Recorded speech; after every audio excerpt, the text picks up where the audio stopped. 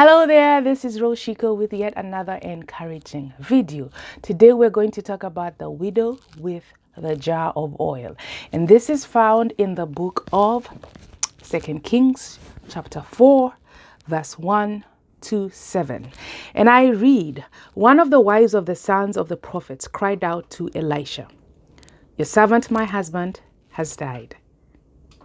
You know that your servant feared the Lord. Now the creditor is coming to take my 2 children as his slaves." This woman had a problem. Her husband had died, problem number 1 actually, 2 problems. And she owed money and she could not pay. So now the creditors were coming for her boys, for her sons, to make them slaves so that she can pay back the money that she owes. So she was in desperate need. And she went to the man of God seeking for help. So verse 2, the first part of verse 2 says, Elisha asked her, "What can I do for you?" Now, if you're in debt and someone asks you, "What can I do for you?" you're probably going to tell them, "I need money. I need money to cover my debt because that's my need." And when you ask them, when they ask you, "What do you need?" and you tell them, "I need money, I need this amount of money," let's say 100,000, your expectation is that they're going to write you a check of 100,000. If not, write you a small check and maybe say, "Okay, we are going to figure this thing out. We can start a GoFundMe page. We can do a fundraiser. I can ask 3 of my friends to help pitch in." That's most likely the expectation, because the issue at hand here was paying this debt. So we continue in verse 2. Elisha doesn't stop there. He says, "Tell me, what do you have in the house?"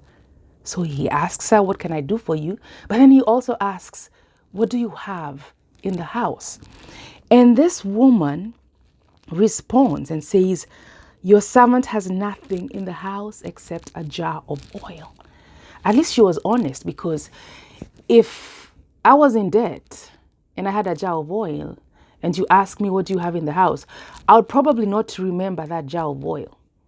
I would tell you I'm seriously in debt. And most likely because I'm in debt and this debt is so big, the creditors came and maybe they swiped my house clean, took away my furniture, my equipment, everything. So even for her to remember that jar of oil, I do give her credit, because who remembers a jar of oil? But anyway, she said that's what she has. So verse 3 says, "Then he said, go out and borrow empty containers from all your neighbors. Do not get just a few. Then go in and shut the door behind you and your sons and pour out the oil into all these containers. Set the full ones to one side." And so she left. So now this man of God is not writing a check. He's not giving her money. She needs money. Instead, he is giving her an action that she needs to fulfill. Let's continue. After she had shut the door behind her and her sons, they kept bringing her containers and she kept pouring. When they were full, she said to her son, "Bring me another container." But he replied, "There aren't any more," and the oil stopped. So she did exactly as she was told. Gathered the containers, her and her sons, locked herself in a room and began to pour the oil and pour the oil and pour the oil until there were no more containers. So what happens in verse 7? She went and she told the man of God, and then he said, "Go, sell the oil, pay your debt, and then you and your sons can live on the rest." This woman needed money to pay her debt, but instead she was given an action to fulfill. She had to gather all those containers, and then she had to pour oil, and the oil kept multiplying. And then she was given another instruction. She was told, "Go and sell this oil and pay your debt." But the wonderful thing is, she was not just going to pay her debt. She was told that you and your sons can live on the rest. So if this man of God had just written her the check of 100,000 that she needed, she would have paid the debt and then come home and then sit down with her sons and they'll be like, okay, we're debt free, but we have nothing to eat.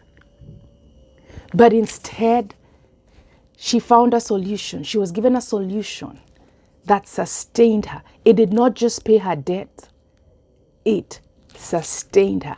She was able to live on the money that she made from selling the oil.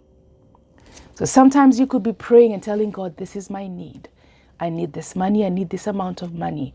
But maybe God is giving you an action that you need to fulfill, because he doesn't want to just give you the money.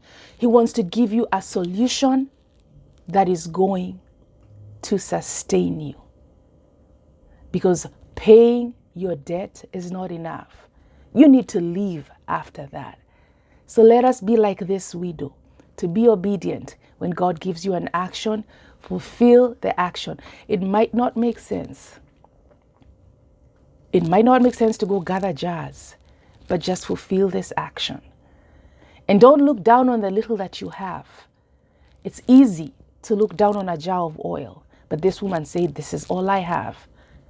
God can take all that you have, the little that you have, and work with it. Just remember, be obedient, fulfill that action, because God wants to give you a solution that is going to sustain you. God bless you.